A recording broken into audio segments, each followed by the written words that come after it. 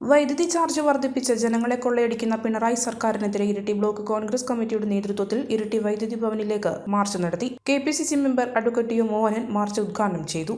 Block president P. A. Naseer അധ്യക്ഷനായി. PK Janardhanan, VT Thomas, Daisy Mani, K. Velayudhan, Saji Thomas Varghese, PS Suresh Kumar, Benny Puthiyampuram, Mattini Vijayan, PC Pokker, KV Pavithran, PC Jose, PV Mohanan, Jimmy Anthinattu, Joshy Palamattam, CK Sasidharan, KV Ramachandran, advocate James T Mathew, Manoj M Kandathil, Rais Kaniyarakkal തുടങ്ങിയവർ നേതൃത്വം നൽകി. അങ്ങനെ ഉണ്ടാക്കിയ കരാർ റദ്ദ് ചെയ്തിട്ട് ഇപ്പോഴ് 6.5 രൂപ മുതൽ 14 രൂപ വരെ വില കൊടുത്ത് വാങ്ങുന്ന നിലയിലേക്ക് വന്നിരിക്കുന്നു. അതിന്റെ ബാധ്യത ആരുടെ തലയിലേക്കാണ് വെക്കുന്നത്?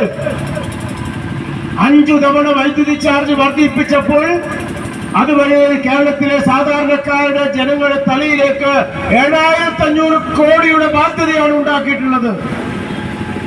ആ കരാർ അവസാനിപ്പിച്ചിട്ട് ജിൻഡാൽ എന്ന് പറയുന്ന കമ്പനിയും അദാനിയുടെ കമ്പനിയും ഒക്കെ ആയിട്ട് ഹ്രസ്വകാല കരാറിൽ ഏർപ്പെട്ട് വലിയ തുകക്ക് വൈദ്യുതി വാങ്ങുകയാണ്.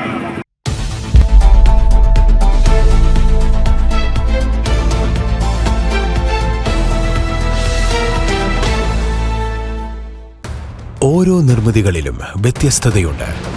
അവ ഓരോന്നും കൂട്ടിയോജിപ്പിക്കുവാൻ വർഷങ്ങളുടെ പാരമ്പര്യമുള്ള ഒരു നാമമുണ്ട്. Woodmart. Sofa set, bedroom set, dining table set,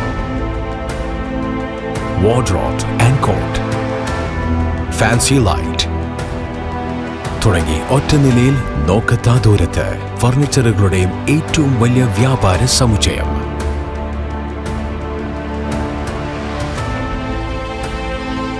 Woodmart, എഡു road, മാടത്തിയിൽ, ഇരട്ടി റോഡ്, മട്ടന്നൂർ.